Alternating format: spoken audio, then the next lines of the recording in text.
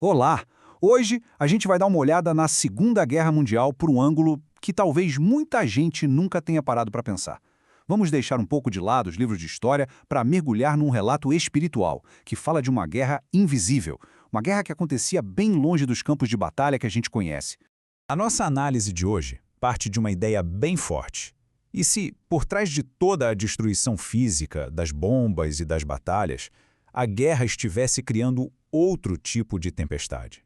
Tempestades que a gente não vê, mas que têm um poder destrutivo tão real quanto o de uma cidade em ruínas. Tudo começa com um alerta bem no meio de uma viagem espiritual. Um mentor chamado Alfredo, de repente, percebe algo nos seus aparelhos. Ele avisa sobre uma grande tempestade magnética e olha que interessante, ele conecta isso diretamente às batalhas sangrentas que estavam acontecendo na Terra. É essa conexão misteriosa que a gente vai investigar. Ok, mas que tempestade é essa afinal? Para entender, a gente precisa entrar no que a nossa fonte descreve como campo de batalha espiritual e começar a descobrir as consequências que ficam ocultas aos nossos olhos. E aqui está o pulo do gato. A tempestade não é física, não é algo que um satélite poderia detectar. Ela é formada pelo que a fonte chama de resíduos mentais. Basicamente, é como se fosse a poeira espiritual tóxica de tudo aquilo que a humanidade inteira estava pensando, falando e fazendo durante a guerra. E é aqui que a gente vê a profundidade do problema. A tempestade não era alimentada só pelas ações de guerra, sabe? Ela também crescia com o combate das ideias na propaganda, com os comentários cheios de ódio e até com os pensamentos de quem estava a milhares de quilômetros, mas sem vigiar o que se passava na própria mente. Quer dizer, tudo contribuía para essa nuvem pesada. Essa comparação aqui é incrível para a gente entender as duas realidades da guerra. O que aqui na Terra a gente via como bombardeios, no plano espiritual era sentido como vibrações mortíferas, onde a gente enxergava destruição física. Eles viam focos pestilenciais. E as vítimas humanas? Para eles, eram colônias espirituais inteiras que ficavam sobrecarregadas. A verdadeira dimensão do impacto era muito, muito maior do que a gente podia imaginar. Bom, uma crise dessas proporções exige uma resposta, né? Mas como é que se luta contra uma tempestade de pensamentos? Vamos ver agora como o mundo espiritual se mobilizou num esforço de socorro, que foi simplesmente gigantesco. O problema era bem prático e urgente. A infraestrutura espiritual que existia na Europa não estava dando conta do volume de almas que chegavam de uma vez por causa da guerra. Os postos de socorro, os lugares de acolhimento, estavam superlotados à beira de um colapso.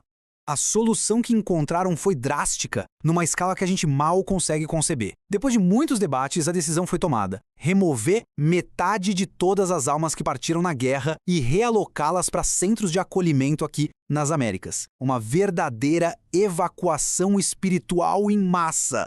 50%. Vamos parar e pensar um pouco nesse número. Metade de todas as vítimas da guerra. A gente está falando de uma logística, de uma coordenação absurda. Tudo isso para evitar que o próprio tecido espiritual da Europa se rompesse. Isso não era só um plano no papel, não. A nossa fonte conta que eles chegaram a visitar um acampamento de acolhimento que já abrigava mais de 400 dessas almas realocadas. A operação estava a todo vapor. E não foi nada caótico. Havia um plano logístico muito bem pensado. As almas eram organizadas em grupos de 50. Cada grupo recebia um enfermeiro e instrutor para ajudar na comunicação e na adaptação. E as colônias aqui das Américas enviavam pessoal e material de assistência. Era uma operação de socorro muito bem estruturada. Mas sabe, toda essa crise acaba revelando uma coisa muito maior do que apenas logística espiritual. Ela nos força a encarar uma verdade fundamental sobre o nosso universo, a de que tudo e todos estamos interligados. O instrutor Aniceto resume isso de um jeito muito forte. Ele diz que neutralidade é um mito.